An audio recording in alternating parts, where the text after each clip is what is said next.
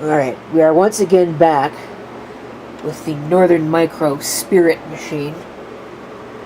This is what it is in its current state. It was just recently evicted from home theater PC use, the basement. So what I'm going to do is I'm going to go ahead, remove pretty much everything, because I don't really want anything that's installed here. And I'm going to put the original motherboard back, the P5GD1VM. I'm going to put in a hard drive, and I'm going to install Linux on it and use it as a Linux machine. But in any event, I'm going to have to get started with this because it's almost 3 o'clock in the morning, and I am pretty tired. So this is probably not a good idea, but I'm doing it anyway, because why not? Probably should put a video card in. I don't think I'm going to bother for right now. I think it's okay without. So, we'll see how this goes. We'll just return it to its original state. Alright, there it is in all its glory. The P5GD1VM motherboard with its Pentium 4 3GHz CPU. I don't think it actually will get much better than that, because I don't think this board supports Pentium Ds. It's kind of a cheapo board. It's only got one actual IDE connection. The other one is hooked up to some ITE. It's actually that right there. That chip, that controller. And it tends not to actually work with anything. So, I've had issues with that, causing problems with Windows, so we'll just use the onboard and have the one. I gotta say, the hard drive I'm gonna put in this anyway, so I gotta get it all hooked up though. There it is, all nice and hooked up. No cable management, because we don't need it. Not for a Pentium 4. And you can see my creative slot blank installation there. Just added a USB set. Basically they're actually the things that came out of the home theater PC. We'll just put them in here. They should be fine in here until I get some actual slot blanks. But, whatever. So, now I get to find out if this thing will just blow up in my face when I hit the power switch, or if it'll actually work. Okay, there it is all nice and hooked up.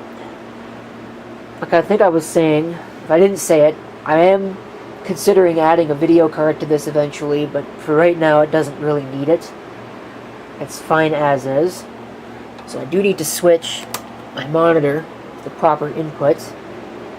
And here we go. No automatic power on. That much works. Hey! It posts. Yay!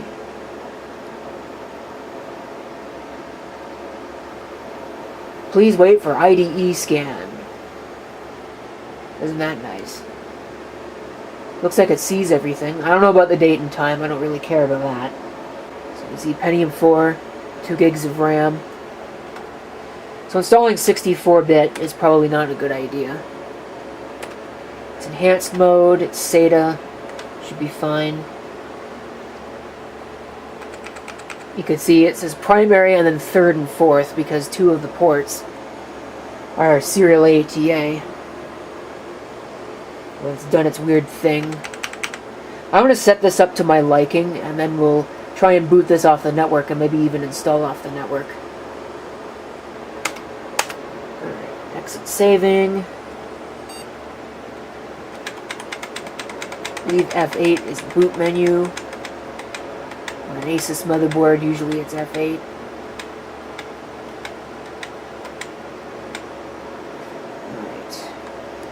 I'm going to get my tool.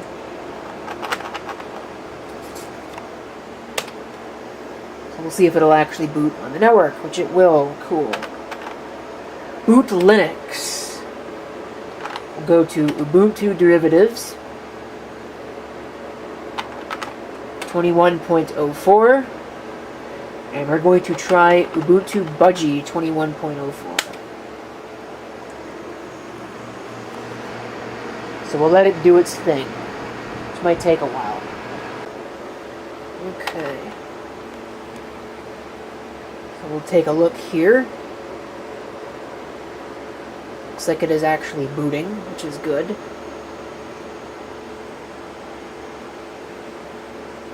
Not that you can really read any of that.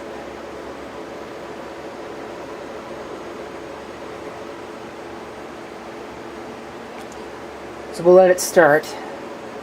I'll go through the install process, and hopefully everything will work. Might not even need to wait that long. That's a pretty fast boot up for an old computer like this. It's only 2 gigabytes of RAM.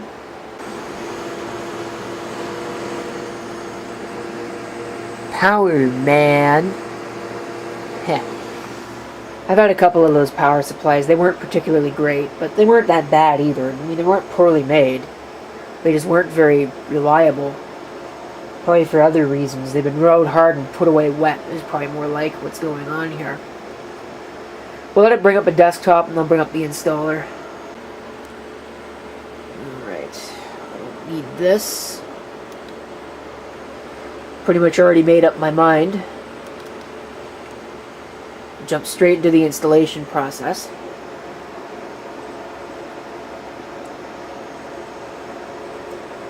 See how that goes.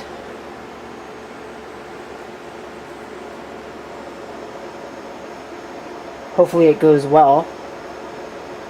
I don't really need another Linux test machine. I've got enough of those, but might as well give it a unique purpose.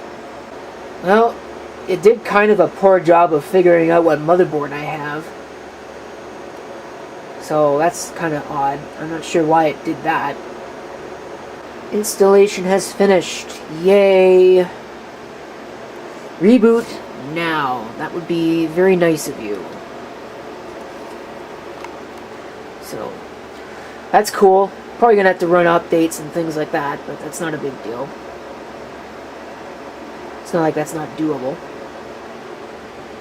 I don't remember what the minimum RAM limit on this was. I guess limit's not the right word, but what the recommended minimum memory is. I think it's probably more than 4 gigs. It probably is 4 gigs and not the 2 gigs that this is running, but it'll be fine.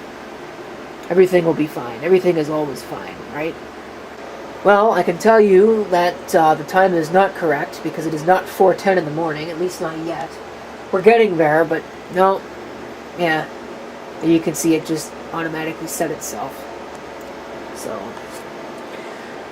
we'll get out of this. I'll probably install all the updates, but I'm going to do that off camera because that'll take forever. So, thank you for watching. If you've got any comments, definitely do feel free to leave them down below.